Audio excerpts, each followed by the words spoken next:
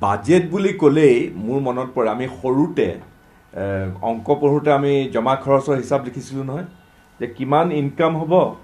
তাৰ বিপৰীতে আমাৰ কিমান খৰচ হ'ব গতিকে এইবাৰো বাজেটখন তেনেকুৱাই যে অহা বছৰটোৰ কাৰণে কেন্দ্ৰীয় মন্ত্ৰীয়ে এটা সম্ভাৱ্য যে এইখিনি শিতানত আমাৰ ইমানখিনি জমা হ'ব পইচা পাতি হ'ব ইনকাম আহিব চৰকাৰখনৰ হাতলৈ তাৰ বিপৰীতে আমি খৰচ কৰিম আৰু খৰচ কৰি পেলাই তাৰ মাজত যদি কিবা ব্যৱধান থাকে ব্যৱধানটো আমি মাৰিবৰ কাৰণে জোৰা টাপলি কেনেকৈ মাৰিম তাৰ কাৰণে টেক্স বা তেনেকুৱা ভৰা ক'ৰ পৰা পাম সেয়া তাৰ হিচাপটো কিন্তু এই খৰচটো আমি কেনেকৈ কৰিম সেই খৰচ কৰোঁতে এখন চৰকাৰৰ দৰ্শনটো প্ৰতিস্ফুট হয় কেনেকৈ কোনবিলাক ক্ষেত্ৰত অগ্ৰাধিকাৰ দিলে আমাৰ দেশখনত আমাৰ সমাজখনত সাধাৰণ মানুহৰ জীৱন যাত্ৰাৰ মানদণ্ডৰ উত্তৰণ হ'ব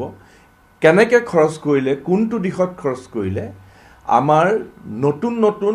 নিবনুৱাৰ কৰ্মসংস্থানৰ সৃষ্টি হ'ব সাধাৰণ মানুহখিনি একেবাৰে দুখীয়া সাধাৰণ দেশৰ সাধাৰণ বৰ্গৰ মানুহৰ জেপত অতিৰিক্ত উপাৰ্জন আহিব আৰু স্বচ্ছলতা বাঢ়িব সেইটোৱে আমাৰ মূল কাৰণ সেইটোৱে আৰু এইবাৰৰ যিখন বাজেট সামগ্ৰিকভাৱে দেখাত ঠিকেই আছে কিন্তু আমাৰ কিছুমান দিশ সম্পূৰ্ণভাৱে এই বাজেটখনে এৰাই চলিলে বাজেটখনত মই এইটো উদাহৰণেই দিব খুজিছোঁ যে আটাইতকৈ ডাঙৰ কথাটো হ'ল আমাৰ নিবনুৱা সমস্যাটো নতুন নতুন কৰ্মসংস্থান ক'ত কেনেকৈ সৃষ্টি হ'ব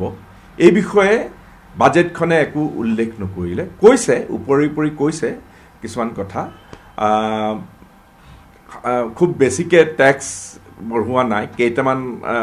কেইটামান সা সামগ্ৰী হয়তো দাম বাঢ়িব আৰু কিছুমান বস্তুত তেওঁলোকে দৰৱ জাতি যিবিলাক আছে কাৰণ দৰৱ জাতিৰ দাম খুব হুকৈ বাঢ়িছিলে গতিকে বিশেষকৈ আমাৰ যিবিলাক টান বেমাৰ হয় বেমাৰৰ ঔষধ আদি এইবিলাকৰ দাম কমিব বুলি কৈছে বাকী যিবিলাক দিশ আছে সেই দিশবিলাক সামগ্ৰিকভাৱে বাজেটখনে দাঙি ধৰিছে কিন্তু আমাৰ বহুতো কিছুমান প্ৰশ্ন সেই প্ৰশ্নবিলাকৰ উত্তৰ আমি বাজেটত নাপালোঁ গতিকে সেই বাজেটৰ যিটো আমাৰ এতিয়া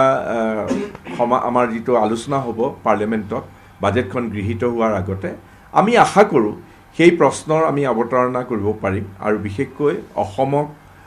বা উত্তৰ পূৰ্বাঞ্চলক মই বা মোৰ সতীৰ্থসকলে আমি যিসকলে আমি প্ৰতিনিধিত্ব কৰোঁ আমাৰ কিছুমান প্ৰশ্ন আমাৰ থাকিব সেই প্ৰশ্নৰ নিশ্চয়